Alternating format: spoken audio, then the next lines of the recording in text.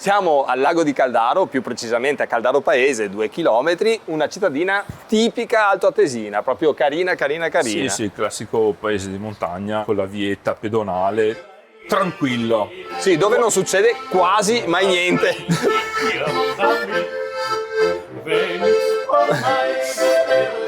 Quasi mai niente. Allora, quasi mai niente, ma succedono cose veramente interessanti, ma soprattutto si beve bene.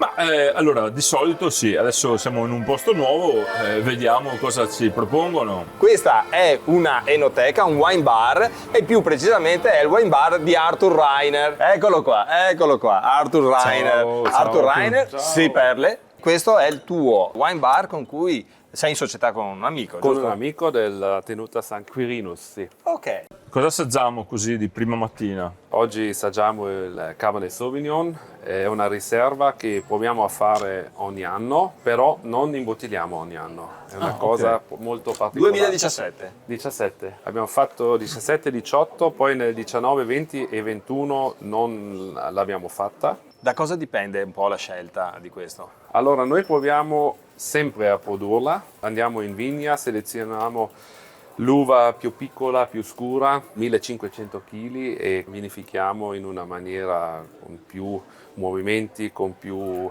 estrazione.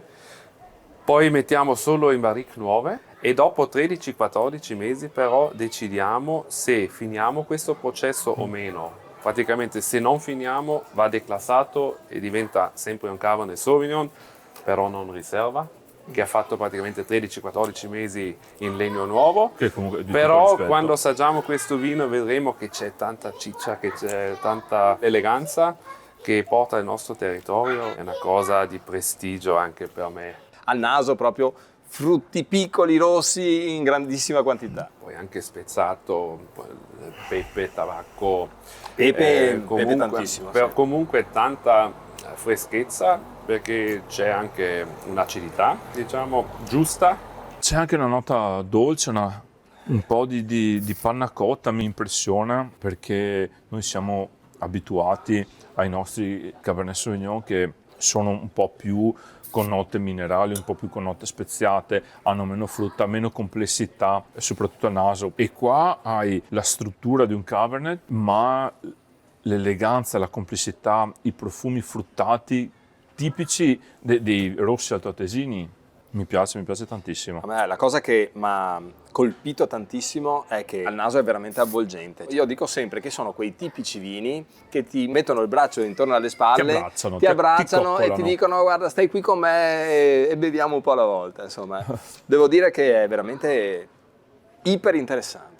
È interessante. Ma come viene fatto questo vino? Produzione bassissima, vigneto proprio adatto per Cabernet Sauvignon, terreni calcari, ghiaia, posto molto caldo. E poi non è detto che questo ci basta per fare questo vino. Noi decidiamo poi alla fine se la qualità arriva a quel livello come me lo aspetto io o meno.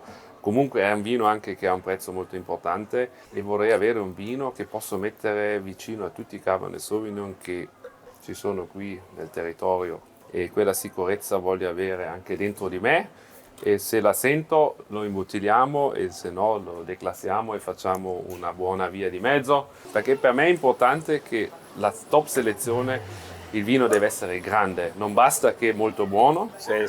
deve essere grande. E a quel punto vedi la differenza. Ok. Io voglio dire che questo è un 14 gradi e mezzo, non si sentono assolutamente, va bene, nella maniera più assoluta, e sono 900 bottiglie. In questo momento stiamo assaggiando l'831, no? A me questa cosa piace farla notare perché non stiamo producendo migliaia e migliaia di bottiglie, stiamo producendo 900 bottiglie, quindi sono cose di nicchia. Una domanda che mi preme fare è: che nome ha questa bottiglia? Höhepunkt è il punto più alto, diciamo. In italiano l'hai tradotto climax. Per me è proprio il punto massimo, più alto. dai. Va bene, dai. Per concludere, richiamo il nostro musicista grandissimo, abbiamo un bicchiere anche per te. Tu ti chiami? Thomas. Io voglio ringraziarti perché la tua musica ci ha allietato come ci ha allietato questo grande vino, Grandissimo. questo grande calice. Ragazzi, di Arthur. è assolutamente da provare. Salute. Evviva! Sì.